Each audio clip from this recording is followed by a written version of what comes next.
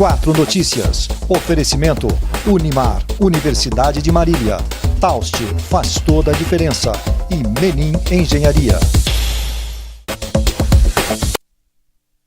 Que você confere a partir de agora. 4 Notícias. A informação para você. As manchetes em nome de Unimar, Universidade de Marília. O seu futuro profissional garantido. Tráfico de drogas continua pesado em Marília e também na região. Enterrado em Garça, agente penitenciário que matou a mulher e depois se suicidou atirando contra a própria cabeça. É a violência contra a mulher. Os atos pró-governo Bolsonaro em todo o Brasil e também em Marília. A repercussão política e econômica. A gente vai debater aqui também. Prefeitura de Pompeia apresenta a renovação da frota. Com 2 mortes suspeitas por dengue em Marília, não tem jeito. Tem que haver eliminação dos criadouros do Aedes aegypti. A partir de agora, 4 Notícias. A informação para você.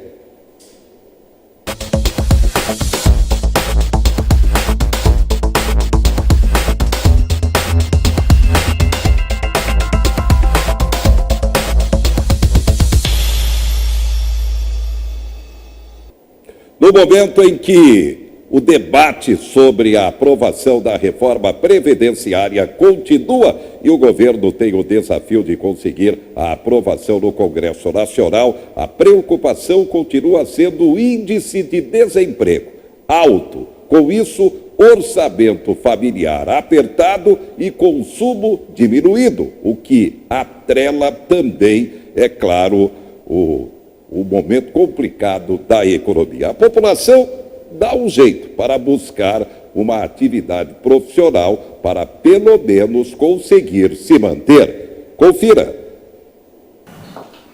Após 35 anos trabalhando como secretária executiva, Sônia Fiori foi surpreendida com uma demissão. Aos 50 anos e com dificuldade para se recolocar no mercado de trabalho, resolveu dar um novo rumo para a sua vida e se tornou uma empreendedora. Hoje, 5 anos após começar o negócio, Sônia atua em várias frentes dentro da culinária. Eu peguei um leque, eu fui panificação, onde é a área que eu mais atuo, faço congelados. Vi que eu tinha possibilidades, como eu pesquiso, eu leio muito, eu também poderia dar cursos. Então também dou cursos, faço eventos. Assim como a Sônia, muitos brasileiros na terceira idade estão empreendendo. De acordo com o Sebrae, o número de pessoas entre 50 e 59 anos de idade que abriram o próprio negócio cresceu 57%. A gente tem 2 possibilidades, né? O pessoal que empreende por necessidade, por não conseguir mais se recolocar no mercado de trabalho, e também por oportunidade. Não por não conseguir, mas também por não querer se recolocar no mercado de trabalho e buscar no empreendedorismo uma complementação da sua renda mensal. Além das pessoas com mais idade, os jovens em início de carreira, entre 18 e 24 anos, também têm se aventurado no mundo do negócio próprio. Mais do que simplesmente empreender, as pesquisas mostram que o jovem quer que sua empresa tenha um papel de transformação social. É o caso dos jovens Rafael e Mateu, de 25 anos, que criaram juntos uma startup que funciona como um banco de dados de leis de incentivo no Brasil. A gente estava passando por uma crise existencial naquele momento, onde a gente queria encontrar propósito no nosso trabalho e no nosso dia a dia.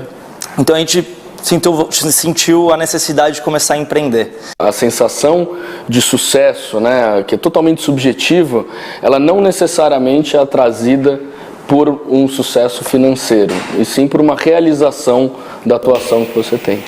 Tá aí, o desafio continua, é claro, para o Executivo, Legislativo, e temos o temor, é claro, da repercussão da população. Você viu aí a matéria, perdeu o emprego, teve que se virar para pelo menos conseguir manter o mínimo no orçamento familiar. Eduardo Rino é o nosso convidado, economista. Rino, boa noite. Boa noite, Zé Henrique, boa noite a todos os ouvintes. É um desafio? Zé Henrique, estamos vivendo um momento crucial no nosso país pelo vamos dizer assim, o desgoverno que nós tivemos nos últimos 16, praticamente 18 anos, onde o país jogou muito dinheiro para os amigos do exterior, ao invés de investir aqui, não cuidou da nossa educação como deveria cuidar, para que os nossos meninos pudessem se sobressair e ter mais oportunidade, para que desse segurança aos investidores de estarem investindo não só com a poupança interna, mas com a poupança externa também, porque o país é visto como um celeiro de investimentos, mas precisa demonstrar segurança. E esse déficit fiscal que a gente tem afugenta qualquer um e leva o país a essa crise que nós estamos tendo hoje. O desemprego é alto, fala-se que o Brasil tem 65 milhões de trabalhadores com potencial de trabalho fora do mercado. E é claro que isso repercute de forma direta, imediata na economia, não, Rino? Perfeitamente, Zé Henrique. Enquanto isso lá fora, e aqui estava acontecendo há alguns anos atrás, estava havendo a associação da pessoa com mais idade com os jovens para que as empresas saíssem lucrando. O mais idoso, com a sua vivência, com o seu conhecimento, tirando um pouco o ímpeto dos jovens sem se preocupar com os cenários de certas atitudes. E isso tem dado sucesso. A matéria nos mostrou hoje que a pessoa com 50 anos, aqui no nosso país, por essa crise, dificilmente conseguiria arrumar um novo emprego para começar. O salário teria que ser condizente pela sua experiência e pela crise se contrata às vezes ou um estagiário ou um recém-formado sem muita qualificação por um salário bem menor quando há essa necessidade de permanência desse tipo de função. A repercussão política e econômica, na sua opinião, da manifestação pró-governo Bolsonaro, manifestação que aconteceu inclusive aqui em Marília, neste domingo, você vê aí as fotos do que aconteceu em Marília, na Praça Saturnino de Brito, a manifestação pró-governo Bolsonaro. Repercussão política e econômica. Há um forte comentário de que acirra-se a tensão entre executivo e legislativo no momento em que o governo federal precisa da aprovação da reforma previdenciária. E a repercussão também, é claro, na economia. Seu comentário, na sua opinião, Rino. José Henrique, apesar de não ter sido tão expressiva quanto foi nas marchas do impeachment e outras tantas que tivemos, me causou surpresa a comparação dessa manifestação com a manifestação anterior da oposição com relação à educação. Em questão numérico, ela foi maior, porque dispensaram os alunos do ensino médio para compor um volume maior, para tentar impressionar algo que não foi feito no passado, no governo do antigo Lula, da Dilma, que cortaram muito mais do que foi feito de contingenciamento nesse cenário. Isso é oposição, olhando ainda, que acha que nós estamos próximo de outubro do ano passado, partindo para uma eleição.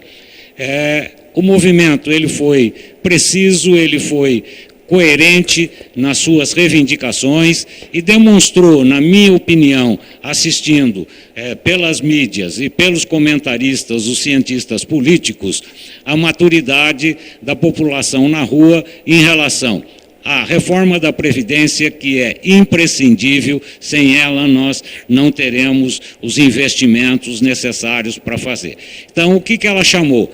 Que para os políticos, o Congresso Nacional, os deputados federais e os senadores, agilizem a votação dessa matéria para que a gente possa começar a ter aporte de recursos do exterior para investimentos em infraestrutura, em saúde, em saneamento, enfim, é vasto o campo de aplicações de recursos do exterior aqui dentro, porque nós não temos nem 50% da nossa população tem água encanada. Somente 30% tem esgoto nas suas propriedades. Então, nós temos aí uma infinidade. Essa área territorial, então, mudando o modal de transportes, nós temos ferrovias para serem estendidas no nosso país, diminuindo os custos nossos de produção. A outra reivindicação foi com relação à reforma proposta pelo governo da sua estrutura, com a diminuição do número de ministérios. Aí escutei até alguns analistas políticos dizendo por que quando o Senado ou a Câmara dos Deputados ou o próprio Judiciário, que são os três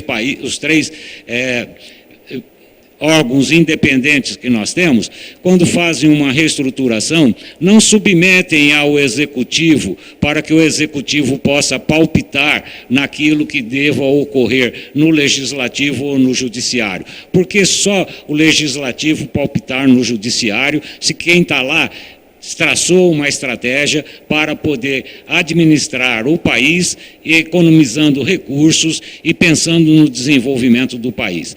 Então, aí houve uma clara demonstração também dos que foram para essa passeata em relação a isso. A retirada do COAF, do Ministério da Justiça e Segurança Pública, voltando para o Ministério da Economia. Você vê que a votação não foi tão expressiva de quem ganhou, mas isso sinalizou para esses analistas políticos de que quem foi contra e é contra a saída do COAF são aqueles que têm receio de terem uma maior facilidade de fiscalização sobre eles. Com relação à parte entre o Executivo e o Legislativo, a manutenção, o primeiro passo foi de uma acirrada ruptura, até pelo presidente vindo e conclamando que a passeata estava bem, e isso deu um reforço para ele muito grande, porque a mídia vem dizendo que ele está perdendo popularidade e demonstrou que não, que ele tem um cacife muito grande ainda no Brasil que o apoia. E dessa maneira, ele aprovando, teria essa ruptura. Mas essa ruptura depois foi contemporizada ao final do dia, quando ele se pronunciou, inclusive os deputados que estavam mais bravos eram que compõem o chamado Centrão, e ele disse que nenhum deputado do Centrão que o procurou pediu nem emprego e nem recurso e nem mais nada. Isso está facilitando novamente a colocação. E, na minha opinião, o que está faltando no governo Bolsonaro é saber fazer uma negociação, não negociata como a gente via em governos anteriores.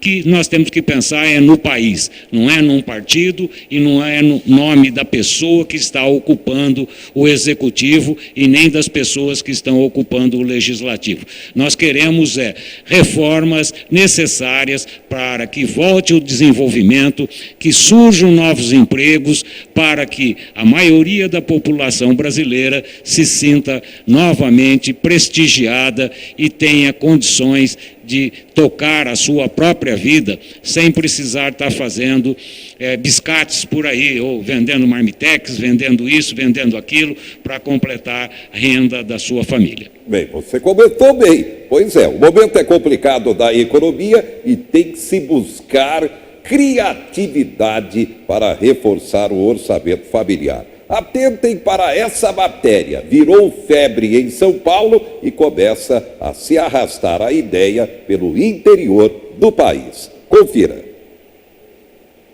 Mariana veio de Florianópolis passar 3 dias em São Paulo. Em vez de pagar diária em hotel, preferiu alugar um quarto na Casa da Glória. Primeiro pelo custo, que é mais em conta, e também legal conhecer a pessoa, como é que é o cotidiano dela. O apartamento tem 3 dormitórios, a suíte sempre está à disposição. A diária custa R$ 75,00 com direito a café da manhã. Há um ano, Glória decidiu alugar através de um aplicativo e desde então já recebeu 20 pessoas. É uma forma de você complementar a renda e uma forma de você fazer novas amizades. Mas esse tipo de locação, principalmente para quem é proprietário de imóveis que ficam em condomínios, pode estar com os dias contados. É que um projeto de lei pretende regulamentar esse tipo de locação temporária, permitindo apenas quando houver consentimento dos condôminos. Os condomínios residenciais ficam reticentes para esse tipo de locação.